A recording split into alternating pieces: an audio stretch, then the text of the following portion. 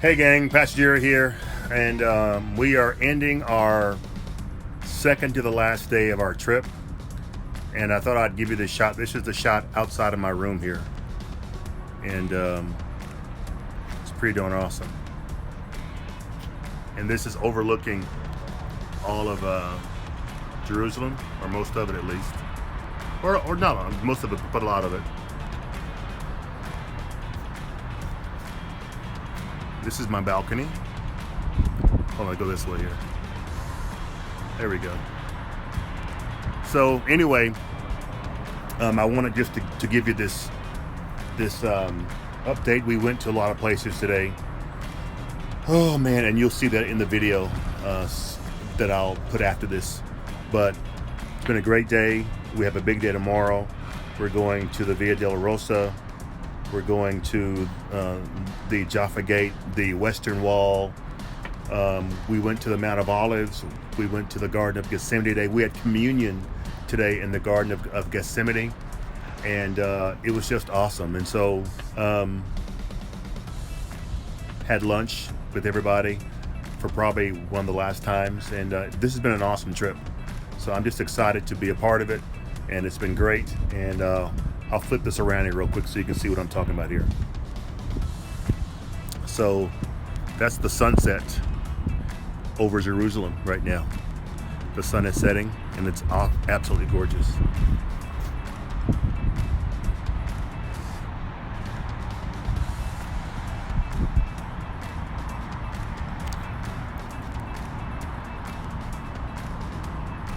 And there you go.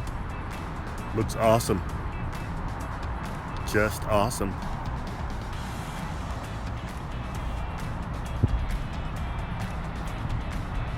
Let's see if I can zoom in some here.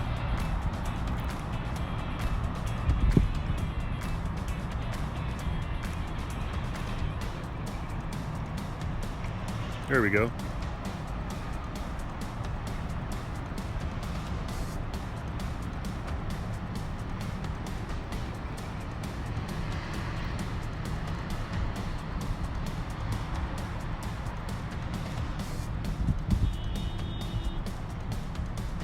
All right, so I'll catch you guys tomorrow. We're gonna go shower and then go eat. And then obviously that is the west where the sun is setting. The east is behind me, and that is the south. And so I'll catch you guys in the morning. Have a great night. Love you tons. And we'll see you soon. Well, hey, good morning, guys. Pastor Jerry here. This is our second to last day here in full day in Israel, and we are here during Shabbat. We were in Shabbat last weekend, and Shabbat just means that they take Friday and Saturday as a day of rest, and they don't do anything that would cause them to work, and kind of like Sabbath in a way. So having a great day so far. Just got up a little bit ago, and we're gonna go to a bunch of places today. I want to show you guys my Shabbat breakfast because you can't make coffee, you can't cook anything, I guess.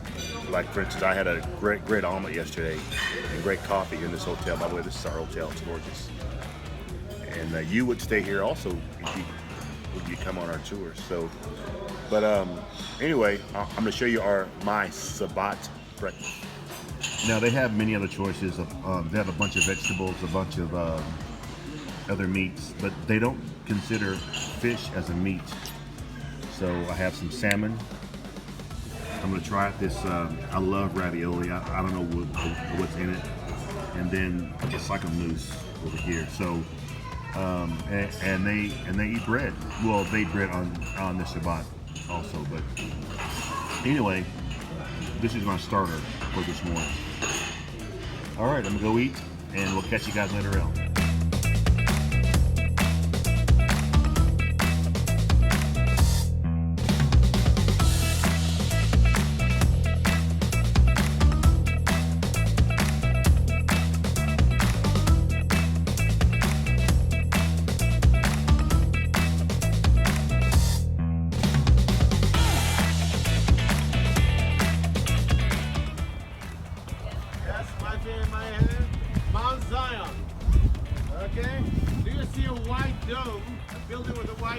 Yep. Synagogue in the Jewish quarter. Right. You see behind it a big building with green shutters, the King David Hotel. Okay, do you see behind it a tower? YMCA. Okay. Move a little bit further. Do you see closer to us the Great Dome, Al Aqsa Mosque? Do you see next to the Golden Dome, Dome of the Rock? Do you see behind it two great domes, one small, one big? The Church of the Holy Sepulchre. Okay? Do you see further on cranes? Yes, the national birds of Israel. Downtown, the city center of modern Jerusalem. Okay? How many of you see a mountain far away over there? The tomb of the prophet Samuel. Okay? Not far from there, that's where I live. Okay? So, the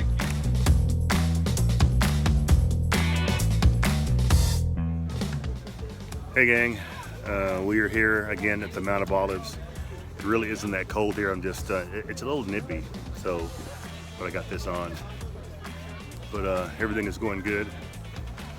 And when you guys get a chance, just do a Google search. You should see the Temple Dome somewhere around there. But anyway, it's beautiful here. It's just a sunny day, a little breeze. It's probably in the mid 40s. And we just had a little sermon, and we're getting ready to go do some more stuff here, I think, in a second. Maybe go to the Garden of Gethsemane. So we'll see.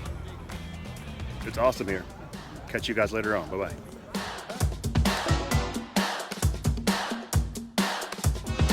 the prophecy of Zechariah, Messiah come from Mount of Olives. That's why from that time that became the most important cemetery. Okay? Why? If the city is over there, where do you bury your dead people? Outside of the city. But you can do it on the eastern side, on the western side, on the northern one, or the southern one. It doesn't matter as long as you bury your dead people outside of the city. But sometimes, if the prophecy of Zechariah is so important to the people who live in the city, you say, hey, I prefer to be buried in that side because Mount of Olives is that place. So people bury their dead people all over around the city, but from that moment, 2,500 years ago, that has a little bit more significance to other places. Okay? You can bury your dead everywhere, but people are dying to be buried here. Boo. Every time that my joke is not really working, I need to do this to show to tell. No. But the idea is that we're talking about one of the oldest cemeteries in the world, here in the land. Now, it doesn't mean that this is old. That's 30, 40, 20 years ago. But there's a chance that we're standing on layers of tombs that people were buried here on Mount of Olives. So we're talking about olive trees that were used for agriculture and for oil to the temple, but at the same time, cemetery that was here. If you remember, 100 years ago, we were standing over there in the city of David. And I pointed, we are in the city, and this is outside. And we found like burial caves, okay? That was sealed with a rolling stone. Now, burial changed through the years. 4,000 years ago, if someone died, what do? You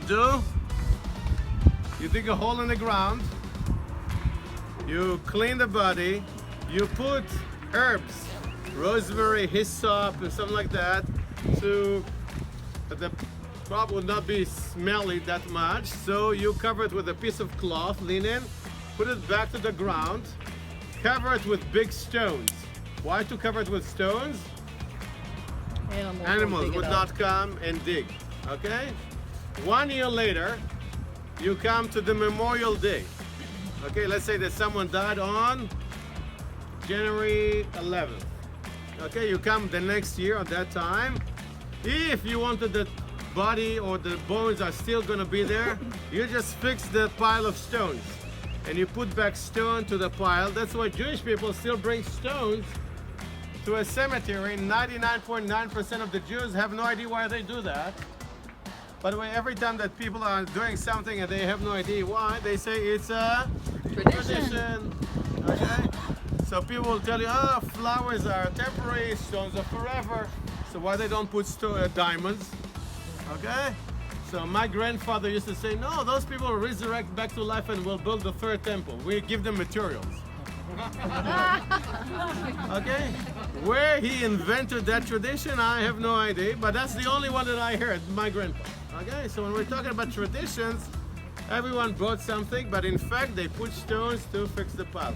What happened if someone died not in his hometown? He died along the way or in the fields. When someone died in ancient times, two important things. You bury him in the same day, and it's closer to the place where he died. Why? I'm not gonna wait, put him in the fridge, wait 2 days, 3 days, fly to Chicago and bury him over there. No. We have a dead body, it smells, it's disgusting, you bury him immediately as closer as you can. Okay? That will be very important to understand Jerusalem, the culture. Okay? So, if someone died, they bury him closer. What if he lives in another city?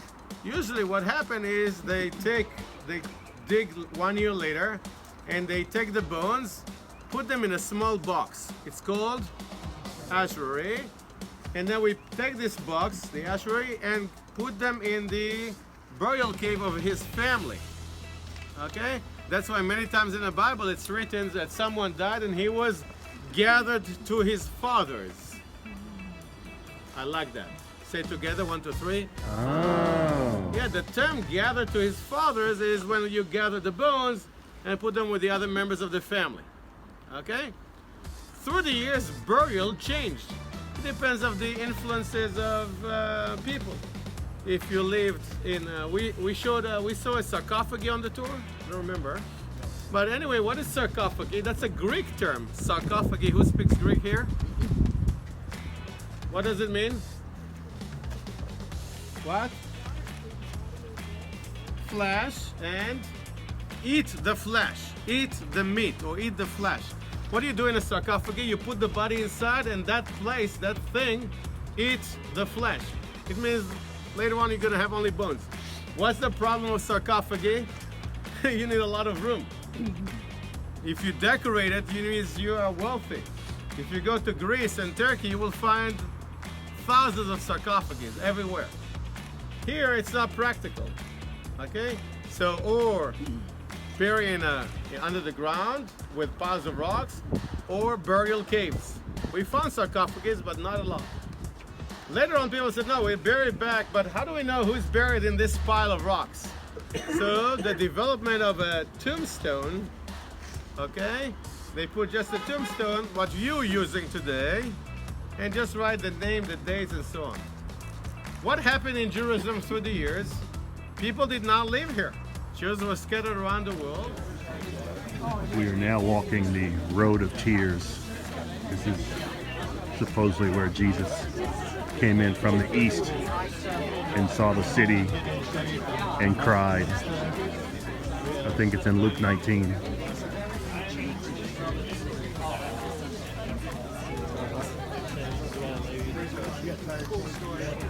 We just left the Mount of Olives and we're heading down. Yeah.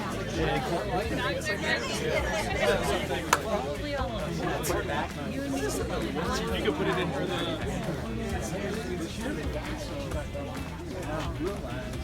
Yeah.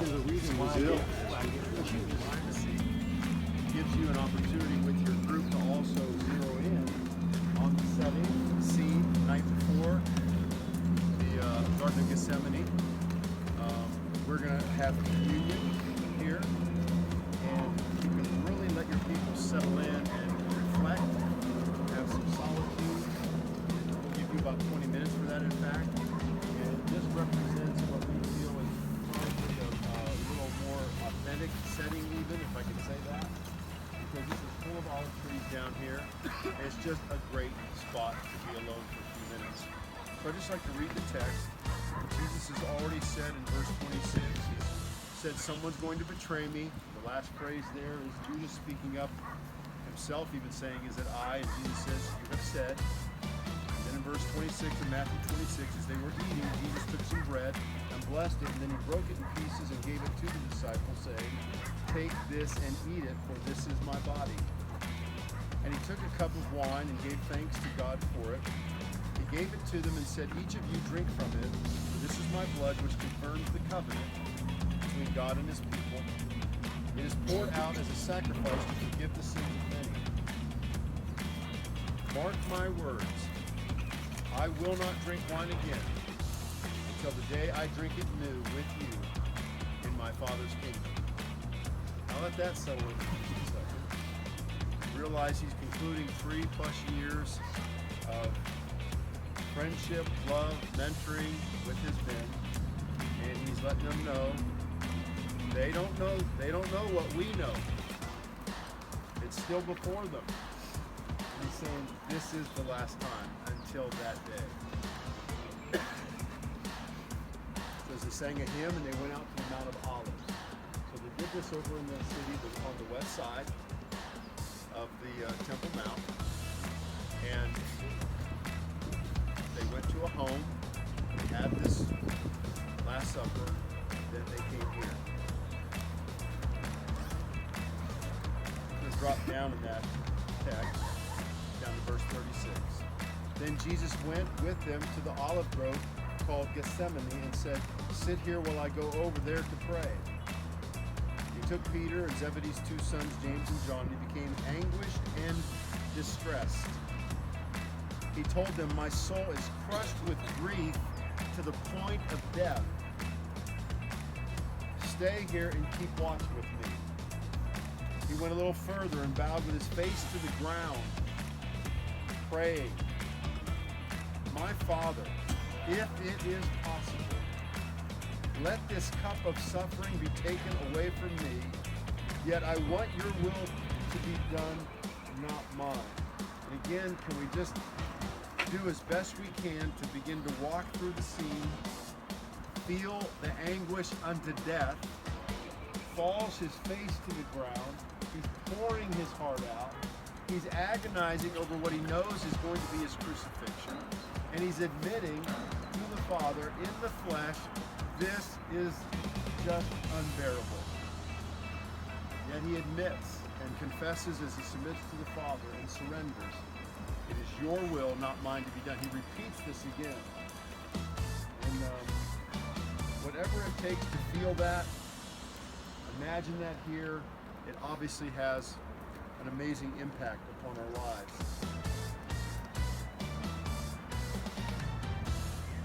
Verse 44, so he went to pray a third time. You know the procession here.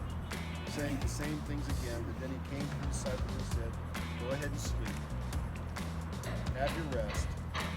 And look, the time has come. The Son of Man is betrayed into the hands of sinners.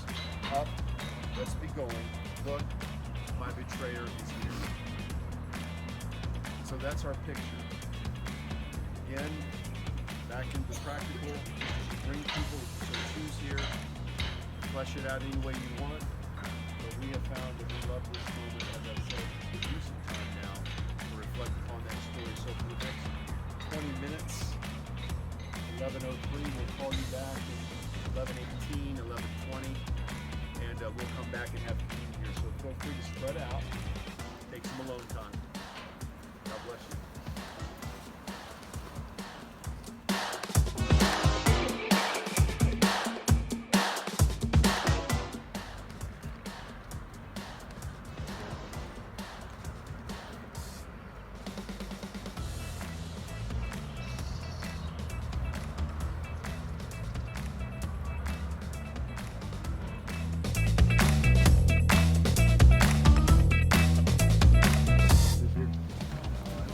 Cool. Ice cream, very good. We have sweet, Jerusalem sweet.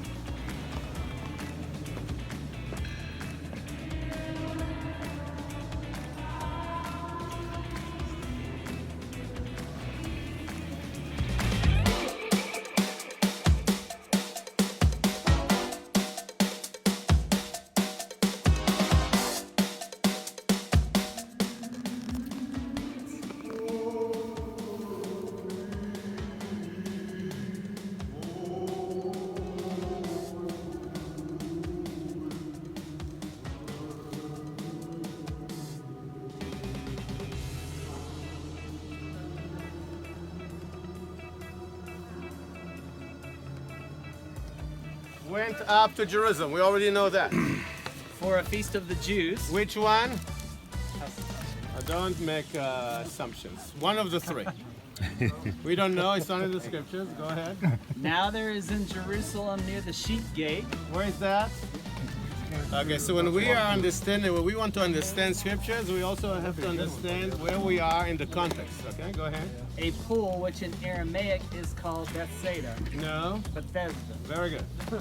Very common mistake. That's why on your study guide there's a page called Bethsaida and there's a page called Bet Chesda. Say Chesda. Chesda. When we're talking about the word Bet means a house of. Okay. Chesed. One of the most beautiful words in Hebrew.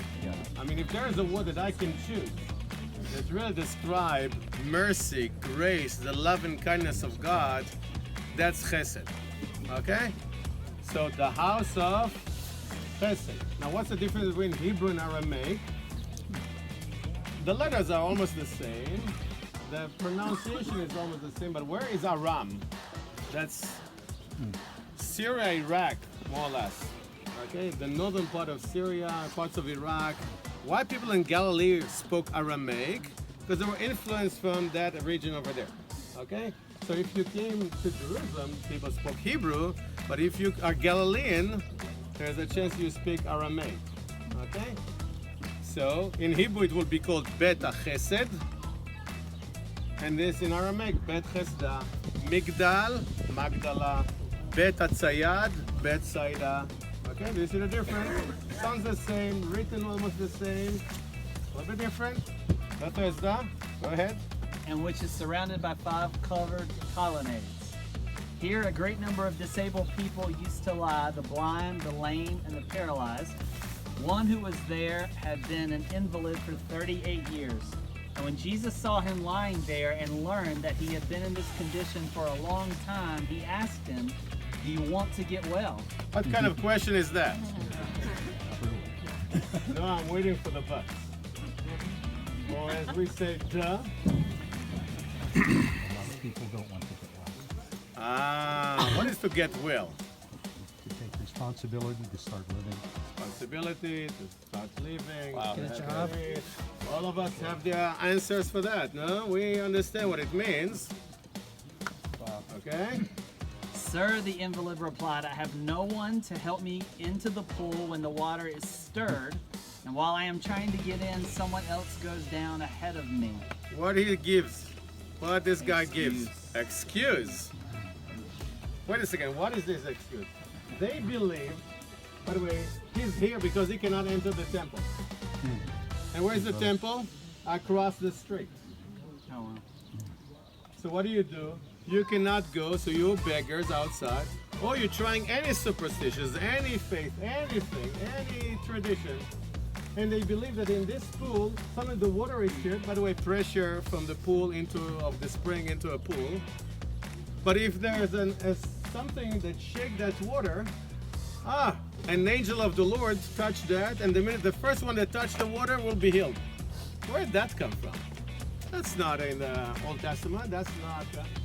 Sometimes we have traditions, legends, stories. Something happened, and people say, "Oh, that's from God. That's from the angel," and so on. We don't know that. You don't find it in other scriptures. That's the only time that we say that. But if we find gods of the Greek not far from here, you can understand where the influence comes from. Then Jesus said to him, "Get up, pick up your mat and walk." At once the man was cured, and he picked up his mat and walked. The day on which this took place was the Sabbath. So, what day is today? Where are we now? Who's the Bethesda? Are you in the text? Okay, go ahead. And so the Jews said to the man who had been healed, "It is the Sabbath. The law forbids you to carry your mat." But he replied, "The man who made me well said to me, pick up your mat and walk." What did he say now? What is that? Violation of the Sabbath. It's not me, it's him. What do you want from I me? see. Go ahead. So they asked him, "Who is this fellow who told you to pick up your mat and walk?" Question number one. If you remember, yesterday we did the same thing. Go ahead. The man who was healed had no idea who it was, for Jesus had slipped away into the crowd that was there. Later, Jesus found him at the temple and Where did he find him? Temple. Oh my God! After 38 years, he can cross the street and go to the temple.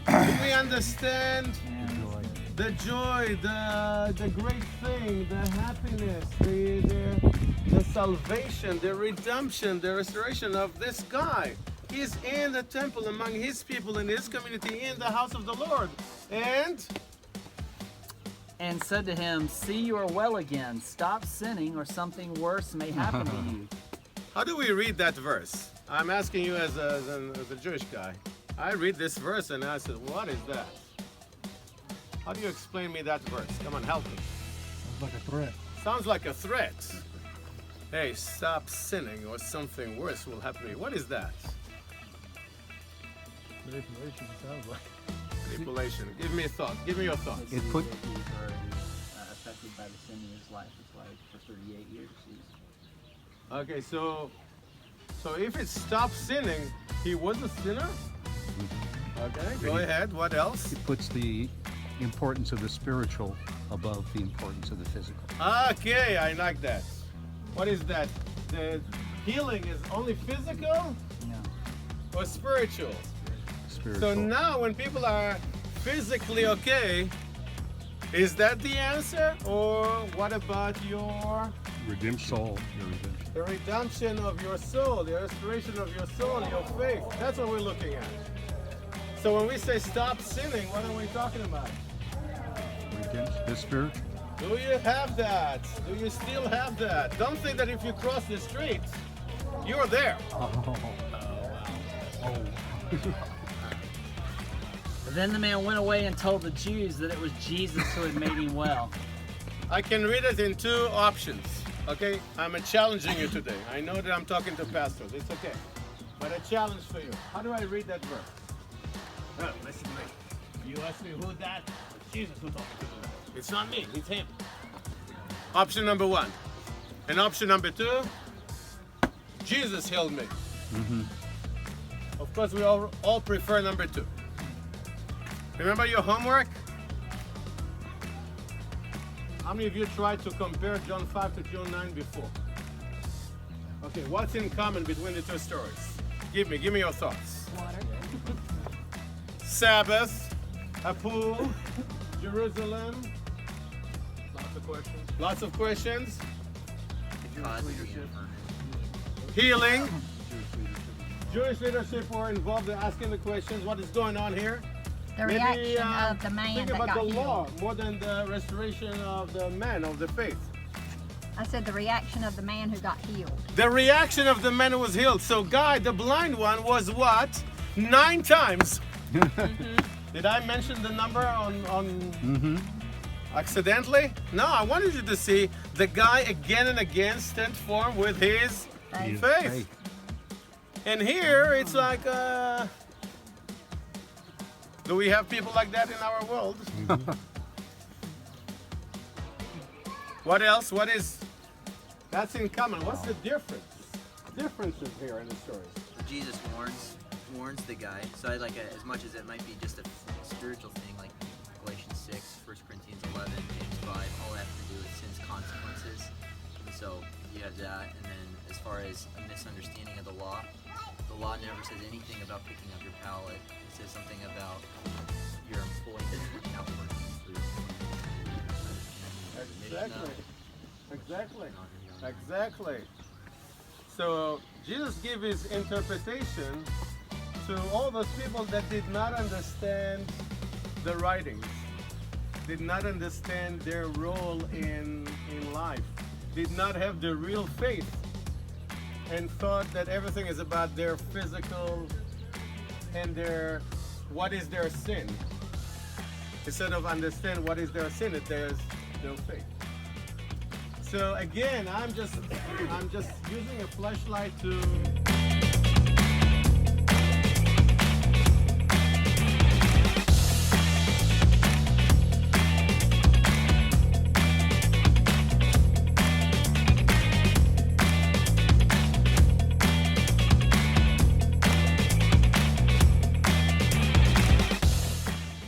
is the city that is now obviously in ruins, but this is where the pool of Bethesda is in this city.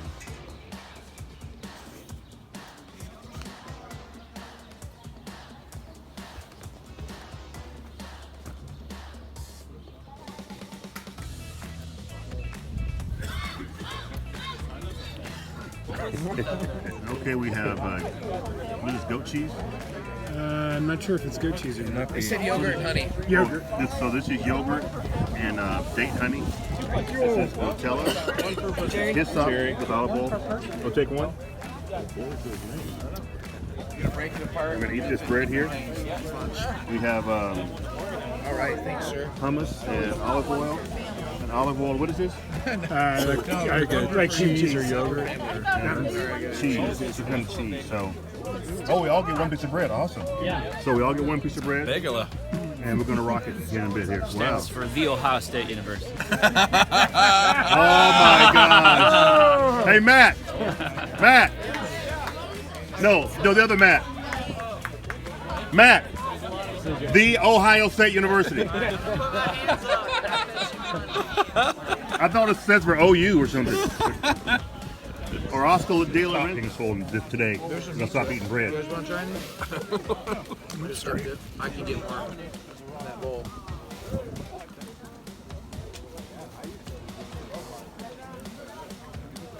Oh. Goes Rob.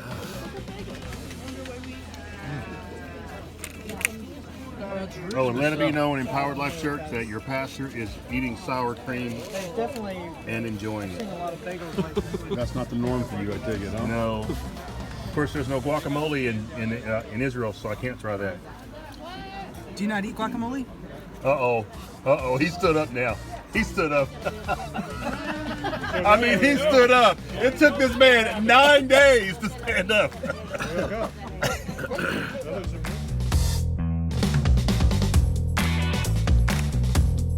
The King David Hotel. Pretend that we are now on the roof of the King David Hotel. Okay? So we have YMCA behind us, and we're now looking at the city from the west towards the east. Okay? So there is a gate right here. Take a look at that, the gate. It's called today, someone knows? Jaffa Gate. Why? Because it leads to the west, to Jaffa. Okay? There is a valley here. Gary, are you in a valley? This valley that is in the west, and then also on the south, it's called the Valley of Hinnom. Very good. Next to Gary, there are 3 towers over there. They were built by David. No. They are called the Tower of David, but they were built by Herod the Great. Okay, we will go there one day. Now some of you can see the temple, and we can see the western wall. Tomorrow we're gonna go there. And there's a tiny place. How many of you see on the western wall a red flag over there? Maybe this group can see that. Over there? That's the Wailing Wall. Okay? So when we have perspective where people are praying today, and what was the size of the wall, okay? Only a little bit over there. Also on the northwest corner of the temple, there are 4 towers known as the Antonia Fortress. We'll talk about it tomorrow. We're going to visit that place, okay? So the Antonia with the Romans army, when the Romans garrison, the headquarters of the Romans in the city, where probably the Roman governor from Caesarea would come every holiday to overlook what's going on in the temple. Another thing that I want you to see is that the Antonia Fortress is the place that associated with the trial of Jesus. Okay? The governor Pontius Pilate is there, and this is where the way to the cross starts.